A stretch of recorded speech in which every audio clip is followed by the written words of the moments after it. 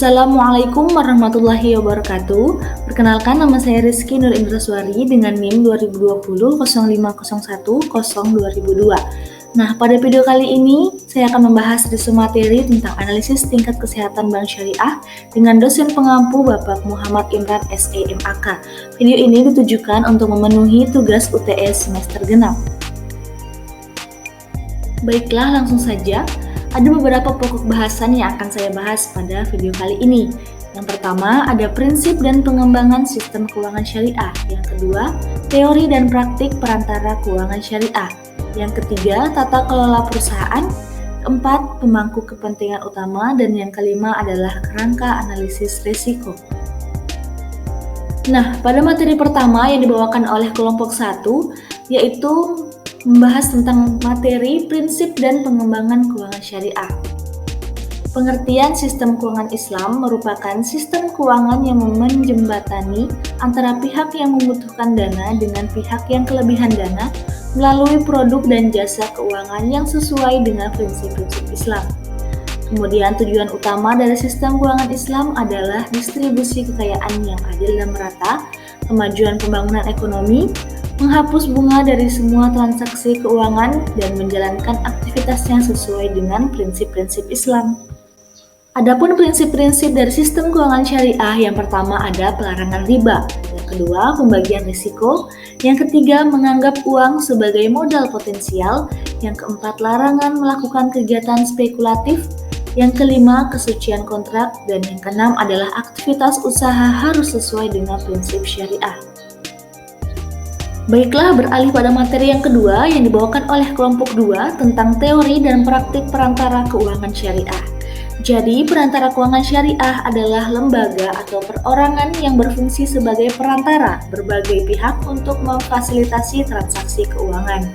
Jenis umum meliputi bank umum, bank investasi, pialang saham, dan investasi gabungan serta bursa efek.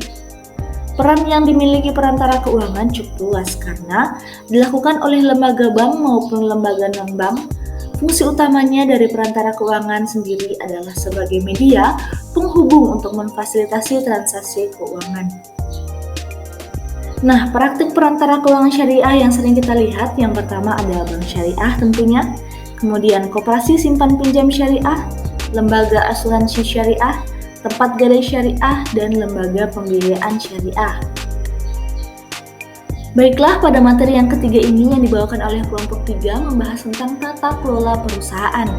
Jadi, tata kelola perusahaan adalah salah satu hal penting dalam keberlangsungan suatu perusahaan. Tata kelola perusahaan akan mempengaruhi penetapan, pencapaian tujuan, pemantauan, hingga penilaian risiko usaha. Selain itu, tata kelola perusahaan juga berguna untuk memaksimalkan peningkatan kinerja dan pengembangan ilmu budaya di lingkungan perusahaan.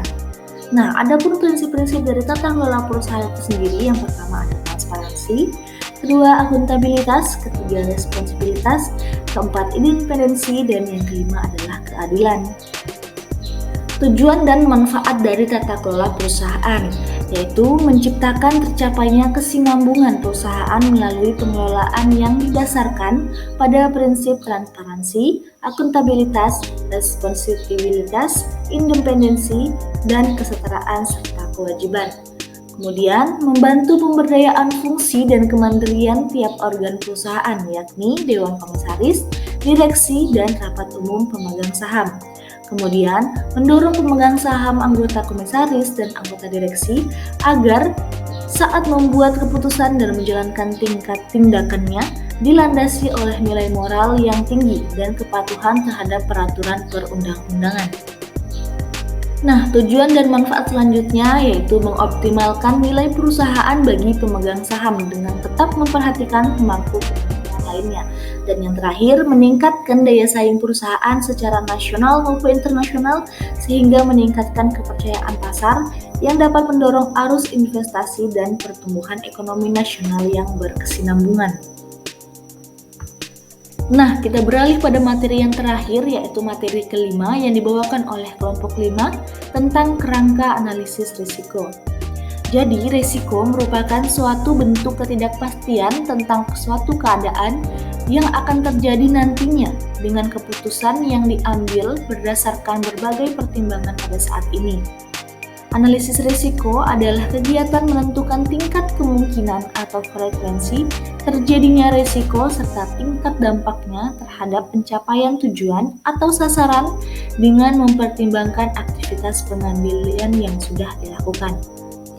Jadi, manajemen risiko itu adalah bagian terpenting dari strategi manajemen semua perusahaan.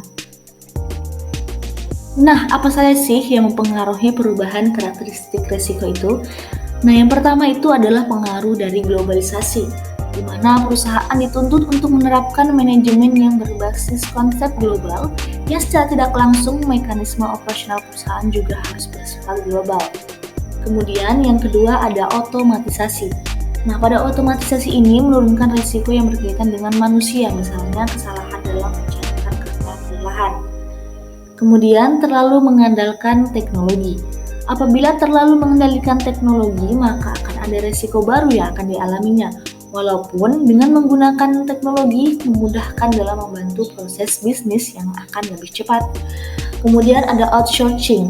Outsourcing berarti menggunakan jasa pihak luar untuk mengerjakan sebagian dari pekerjaan perusahaan.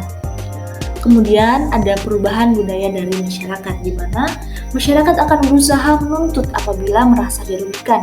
Perubahan budaya masyarakat juga bisa meningkatkan risiko gugatan hukum. Itulah tadi pembahasan dari 5 materi yang dapat saya paparkan mengenai mata kuliah analisis tingkat kesehatan bank syariah. Thanks for watching.